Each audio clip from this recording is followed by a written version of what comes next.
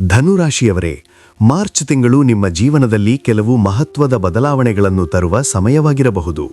ವಿಶೇಷವಾಗಿ ಇತ್ತೀಚೆಗೆ ನಡೆದ ಚಂದ್ರಗ್ರಹಣದ ಪರಿಣಾಮಗಳು ಈಗ ನಿಧಾನವಾಗಿ ಕಾಣಿಸಿಕೊಳ್ಳಬಹುದು. ಈ ಗ್ರಹಣದ ನಂತರ ನಿಮ್ಮ ಜೀವನದಲ್ಲಿ ಕೆಲವು ಹೊಸ ಅವಕಾಶಗಳು ಮತ್ತು ಕೆಲವು ಎಚ್ಚರಿಕೆಗಳು ಕಾಣಬಹುದು.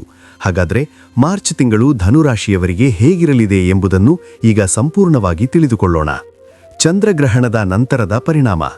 ಇತ್ತೀಚೆಗೆ ನಡೆದ ಚಂದ್ರಗ್ರಹಣ ಈಗಾಗಲೇ ಮುಗಿದಿದ್ದರೂ ಅದರ ಪರಿಣಾಮಗಳು ಕೆಲವು ದಿನಗಳು ಅಥವಾ ವಾರಗಳು ನಿಮ್ಮ ಮನಸ್ಸು ಮತ್ತು ನಿರ್ಧಾರಗಳ ಮೇಲೆ ಪರಿಣಾಮ ಬೀರುತ್ತವೆ.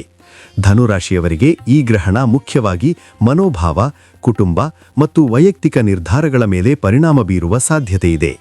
ಕೆಲವರಿಗೆ ಹಳೆಯ ಸಮಸ್ಯೆಗಳು ಮತ್ತೆ ನೆನಪಾಗಬಹುದು ಅಥವಾ ಕೆಲವು ವಿಚಾರಗಳಲ್ಲಿ ಗೊಂದಲ ಉಂಟಾಗಬಹುದು. ಆದರೆ ಅದೇ ಸಮಯದಲ್ಲಿ ಇದು ನಿಮ್ಮ ಜೀವನದಲ್ಲಿ ಹೊಸ ದಾರಿಯನ್ನು ತೋರಿಸುವ ಸಮಯವೂ ಆಗಬಹುದು. ಗ್ರಹಣದ ನಂತರ ನೀವು ತೆಗೆದುಕೊಳ್ಳುವ ನಿರ್ಧಾರಗಳು ಭವಿಷ್ಯದಲ್ಲಿ ಮಹತ್ವಪೂರ್ಣವಾಗಬಹುದು. ಉದ್ಯೋಗ ಮತ್ತು ವ್ಯವಹಾರ. ಮಾರ್ಚ್ ತಿಂಗಳಲ್ಲಿ ಉದ್ಯೋಗ ಕ್ಷೇತ್ರದಲ್ಲಿ ಧನುರಾಶಿಯವರಿಗೆ ಮಿಶ್ರ ಫಲಗಳು ಕಾಣಬಹುದು.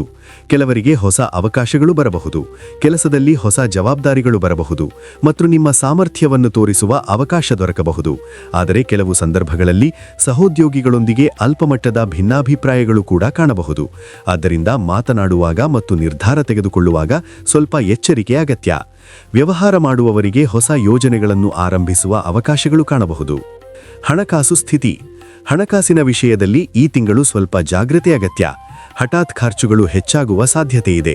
ಆದ್ದರಿಂದ ಹಣದ ವ್ಯವಹಾರದಲ್ಲಿ ಯೋಜನೆ ಮಾಡಿಕೊಂಡು ಮುಂದೆ ಸಾಗುವುದು ಉತ್ತಮ. ಆದರೆ ತಿಂಗಳ 2ನೇ ಭಾಗದಲ್ಲಿ ಕೆಲವು ಉತ್ತಮ ಹಣಕಾಸಿನ ಅವಕಾಶಗಳು ಕೂಡ ಕಾಣಬಹುದು.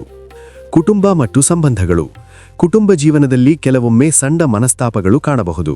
ಗ್ರಹಣದ ಪರಿಣಾಮದಿಂದ ಮನಸ್ಸು ಸ್ವಲ್ಪ ಅಶಾಂತವಾಗಿರಬಹುದು.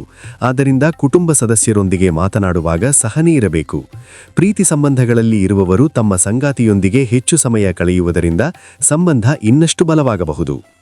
ಶಿಕ್ಷಣ ಮತ್ತು ವಿದ್ಯಾರ್ಥಿಗಳು. ವಿದ್ಯಾರ್ಥಿಗಳಿಗೆ ಈ ತಿಂಗಳು ಗಮನವನ್ನು ಕೇಂದ್ರೀಕರಿಸುವುದು ಮುಖ್ಯ.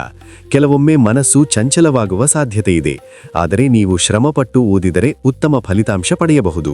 ಹೊಸ ವಿಷಯಗಳನ್ನು ಕಲಿಯಲು ಇದು ಉತ್ತಮ ಸಮಯವಾಗಬಹುದು. ಆರೋಗ್ಯ. ಆರೋಗ್ಯದ ವಿಷಯದಲ್ಲಿ ಈ ತಿಂಗಳು ಸ್ವಲ್ಪ ಜಾಗೃತೆ ಇರಬೇಕು. ಅತಿಯಾದ ಒತ್ತಡ ಮತ್ತು ನಿದ್ರೆಯ ಕೊರತೆ ಸಮಸ್ಯೆಗಳನ್ನು ಉಂಟುಮಾಡಬಹುದು. ಆದ್ದರಿಂದ ವಿಶ್ರಾಂತಿ ಮತ್ತು ಆರೋಗ್ಯಕರ ಆಹಾರಕ್ಕೆ ಮಹತ್ವ ನೀಡಿ. ಧ್ಯಾನ ಮಾಡಿದರೆ ಮನಸ್ಸಿಗೆ ಶಾಂತಿ ಸಿಗಬಹುದು. ಪರಿಹಾರ ಅಥವಾ ಸಲಹೆ. ಧನುರಾಶಿಯವರು ಈ ತಿಂಗಳಲ್ಲಿ ಕೆಲವು ಸರಳ ಪರಿಹಾರಗಳನ್ನು ಮಾಡಬಹುದು. ಪ್ರತಿ ಸೋಮವಾರ ಅಥವಾ ಗುರುವಾರ ದೇವರ ಪ್ರಾರ್ಥನೆ ಮಾಡುವುದು ಉತ್ತಮ.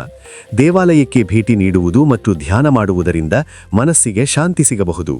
ಹಳದಿ ಬಣ್ಣದ ವಸ್ತುಗಳನ್ನು ಬಳಸುವುದು ನಿಮಗೆ ಶುಭವಾಗಬಹುದು. ಕೊನೆಯ ಸಂದೇಶ. ಒಟ್ಟಾರೆ ನೋಡಿದರೆ ಮಾರ್ಚ್ ತಿಂಗಳು ಧನುರಾಶಿಯವರಿಗೆ ಕೆಲವು ಸವಾಲುಗಳ ಜೊತೆಗೆ ಹೊಸ ಅವಕಾಶಗಳನ್ನು ಕೂಡ ತರುತ್ತದೆ. ಚಂದ್ರಗ್ರಹಣದ ನಂತರ ಜೀವನದಲ್ಲಿ ಕೆಲವು ಬದಲಾವಣೆಗಳು ಕಂಡರೂ ನೀವು ಧೈರ್ಯದಿಂದ ಮತ್ತು ಆತ್ಮವಿಶ್ವಾಸದಿಂದ ಮುಂದುವರಿದರೆ ಯಶಸ್ಸು ನಿಮ್ಮದಾಗಬಹುದು. ನೀವು ಧನುರಾಶಿಯಾಗಿದ್ದರೆ ಕಾಮೆಂಟ್ನಲ್ಲಿ ಧನುರಾಶಿ ಎಂದು ಬರೆಯಿರಿ. ಈ ವಿಡಿಯೋ ಉಪಯುಕ್ತವಾಗಿದ್ದರೆ ಲೈಕ್ ಮಾಡಿ ಮತ್ತು ಇಂತಹ ಮಾಸಿಕ ರಾಶಿಫಲಗಳಿಗಾಗಿ ನಮ್ಮ ಚಾನೆಲ್ಗೆ ಈಗಲೇ ಸಬ್ಸ್ಕ್ರೈಬ್ ಮಾಡಿ. ಧನ್ಯವಾದಗಳು.